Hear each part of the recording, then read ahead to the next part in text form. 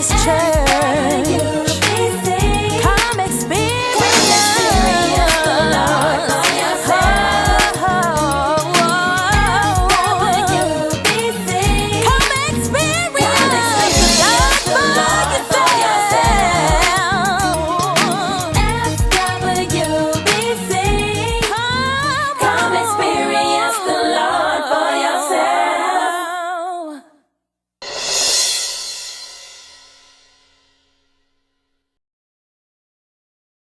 Symptoms of what's going on in the world, as opposed to the source of injustice that has created what is going on in the world.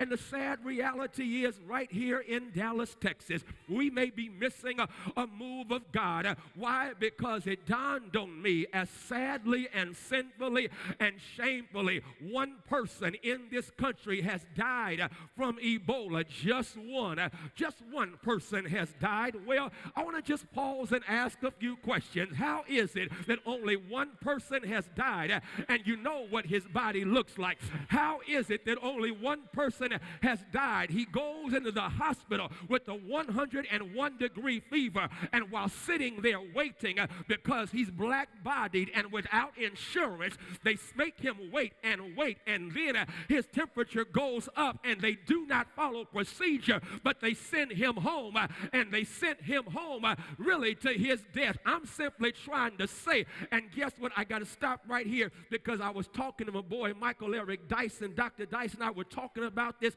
I'm on my cell phone on the plane. Plane is about to take off, and we're discussing this, and my nosy neighbor is listening to me going ballistic about what happened. And after I got off the phone, decides to engage me in conversation. I am the wrong one, and I was not in the right mood. And guess what my nosy neighbor said? My nosy neighbor said, I know you're not going to make this a race thing. I said, well, let me just educate you on the history of black folk and health care in the United States of America. Have you not heard of the Tuskegee experiment? Have you not heard of how black men were allowed to die with syphilis in their bodies? Do you really think we trust the system here in this country? Does it not indeed blow your mind that other folk who have Ebola that came back here are either recovering or up walking around, and only one person has died? Only one.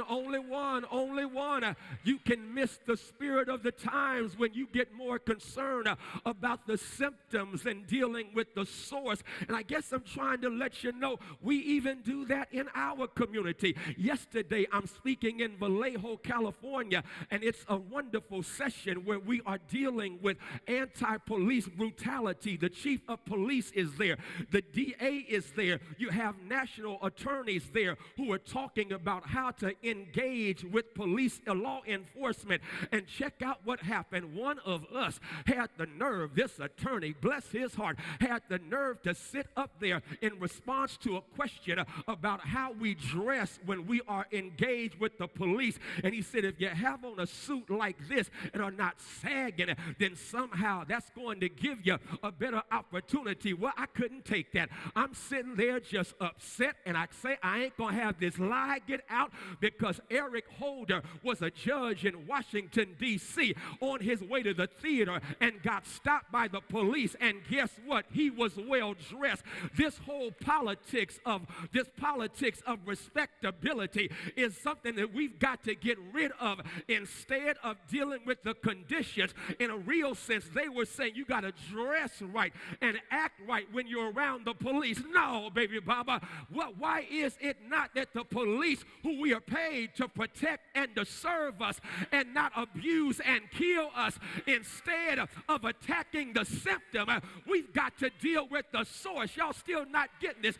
I'm trying to let you know you can miss out on what God is up to because you're more concerned about symptoms than you are the source. And y'all, I simply came by to let you know I don't want you to miss out on a move of God, because I'm convinced right here in 2015 14, God is up to something. Yes, my heart hurts over Michael Brown and Oscar Grant and Renisha McBride. My heart hurts over Kamitra Doty Barber. My heart hurts over Trayvon Martin and Jordan Davis. My heart hurts over the fact that injustice is still a part of the landscape of America. But guess what? It's when things are at their worst that God is moving and at God's best. And I don't want you to miss out on what God is up to. Y'all still not getting this thing. May I shout you right quick? God is up to something in the face of injustice. Moses, would you testify? I'll be happy to. When you are crushed by disappointment, you were being pushed into a divine appointment. Y'all didn't shout. I'll give it to you like this. Moses, according to Deacon Stephen, tried to start a revolution when he killed the overseer that was Egyptian, but the people rejected him. But God will use rejection for your redirection. I think I'll do that one more time. When other folk reject you, guess what? They don't recognize your value. And so when they reject you, watch this. God is trying to redirect you. And so Moses now is on the backside of the desert shepherding the sheep of his father-in-law Jethro. And that's when God shows up and God says, yo, Mo, take off your shoes. You're on holy ground. And Moses says, all right, God, I'm gonna need to get your name if you want me to go do something. God said, tell him, I am that I am, because one name can't really define all that I am.